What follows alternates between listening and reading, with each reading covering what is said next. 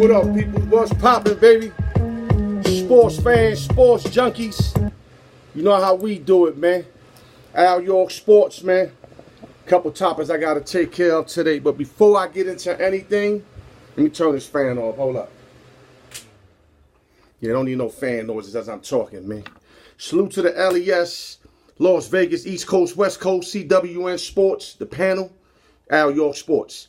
Before we start, like I said, so much to do in so little time. I want to give a special shout out to my friend, family, and every good thing you can say about the dude, man. I know him over like, what, 25, 30 years. Everybody thought I was going to marry his cousin. Didn't work out.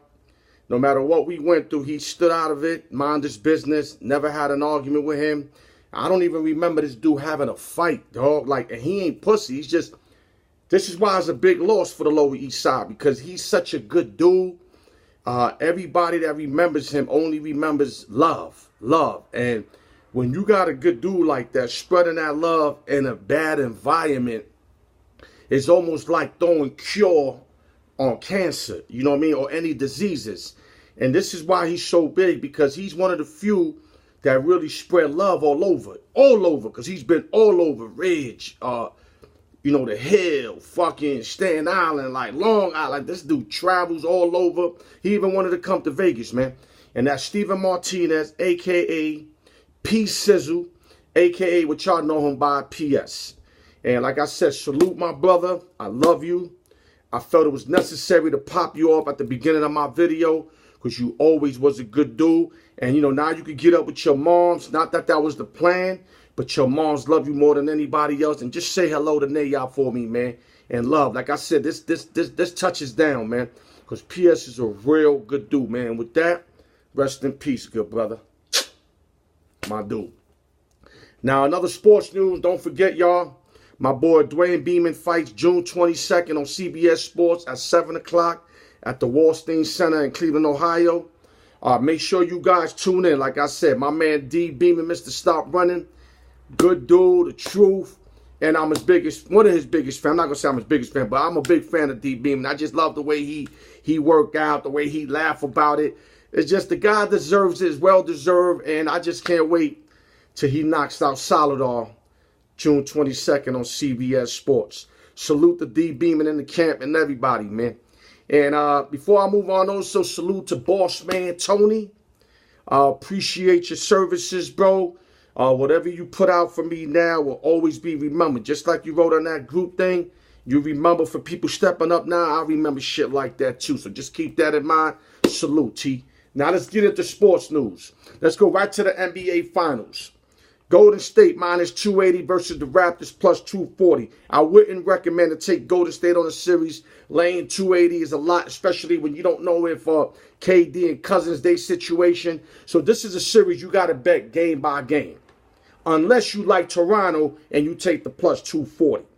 Because if you like Toronto, take that plus 240. I like Toronto. I want them to win, but it doesn't mean they're going to win. If it was up to me, I'd say Toronto 6-7. That's what I would like to happen.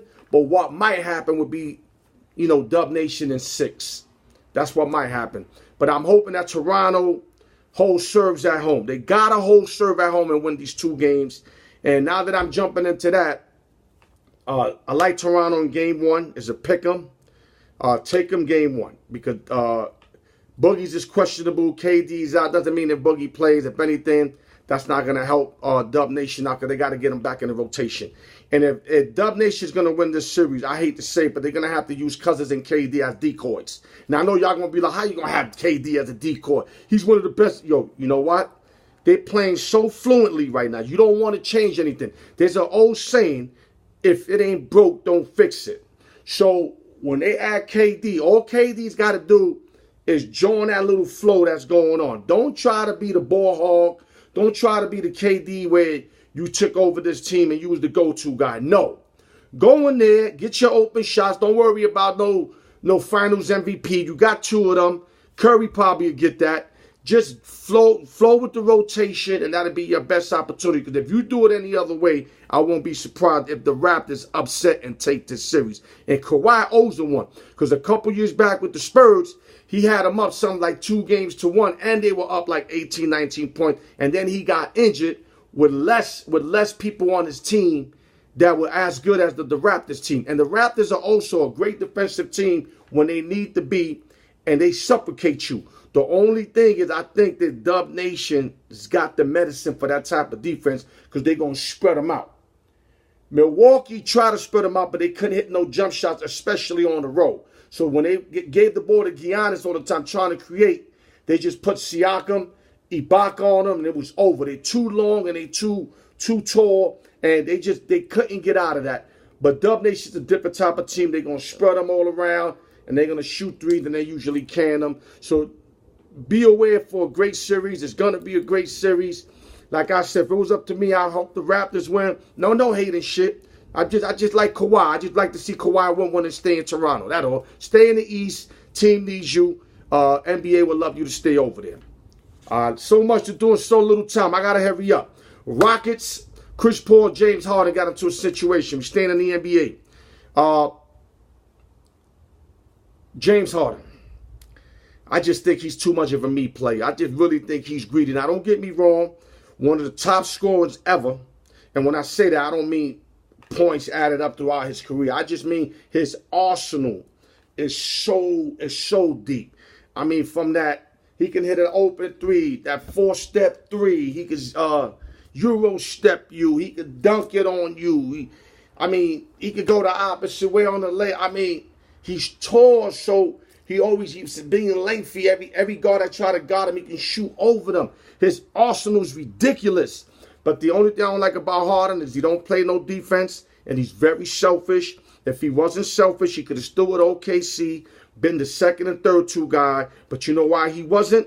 Because when he was in OKC, he had them dreams of being a man on the team. And you can see because it's all panning out now for him. But the only thing, he's too greedy. When things don't go his way, he don't participate as much. As you seen with Chris Paul, whenever he bring the ball up, they had a study on that. And every time he bring the ball up, Harden was in back of him. Like he ain't want nothing to do with that shit. But whenever he bring it up, it was when he was all into the game. And I hate self-centered dudes like that. I lost a lot of respect for James Harden, me finding out this information. It's not to take away from his scoring and being like, one of the top scorers ever. But just as a player and me being an aficionado of the sport, I'm not feeling that, man. Let's move on, man. New York Yankees. Let me get this up real quick. Yankees won 8 out of 10 games. MLB, we going. 12 out of 15 games. They still doing it without main contributors like Judge, Carlos Stanton, Severino, Andujar, Bird, Gregorius, Tulowitzki, Betances. We're doing all of this, without these cats right here. And these cats are major contributors. And the Yankees are in first place by 2 games over the Rays and by 6.5 over the Boston Red Sox. So the Yankees right now are really doing their thing. You know what I'm saying? They 35-18. Like I said, they won 8 of 10, 12 of 15. They continue to roll these W's. Now, a lot of y'all going to be like, yeah, but it don't matter who they playing, dog. They rolling these W's. And at the end of the day, they all major league teams. And if you want to look at it like that, we winning with half our team still. Before we had 80% of the cats missing. Now we got about 50 to 60% of the cats missing. You know what I'm saying? The main cats too, not no Scherler and all them non-motherfuckers. Wade, no, we got main niggas. John Carlos and Judge are biggest home run hitters. And not to mention Andujar is raw talent. And we winning without all these guys. I'm not even mentioning Montgomery, who definitely could win about 10 to 15 games for us. A legit 4th, 5th starter. And has the potential to be great one day. I mean, he's got the size, the side, the lefty. He's got 4 pitches. I mean, we nice and set right now.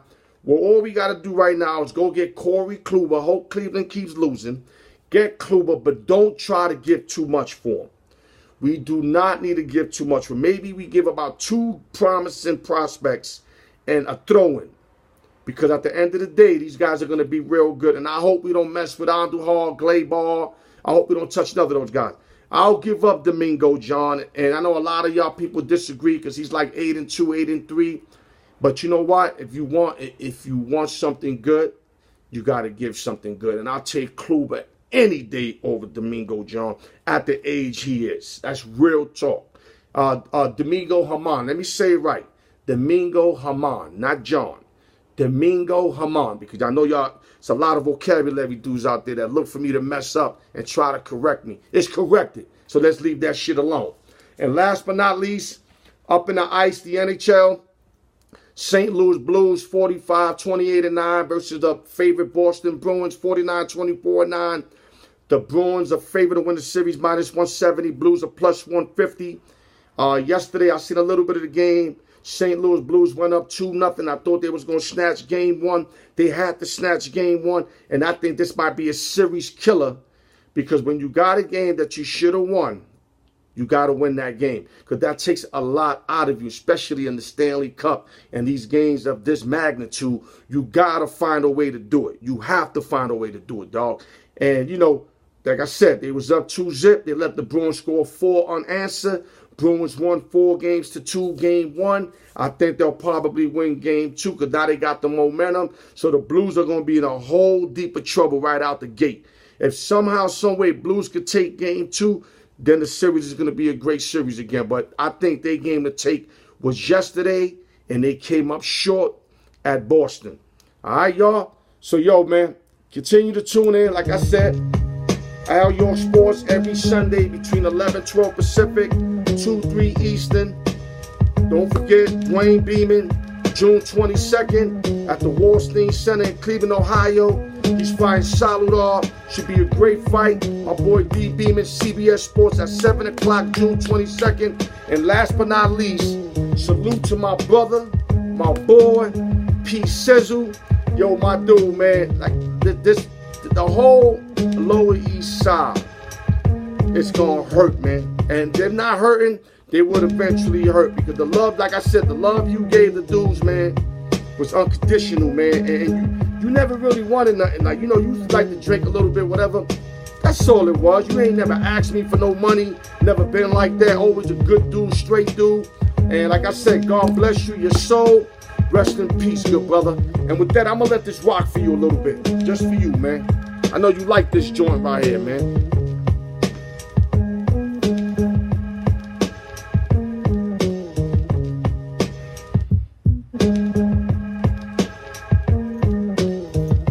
Rest in peace, bud. Love you. Stay up. Alyork Sports. Until next time.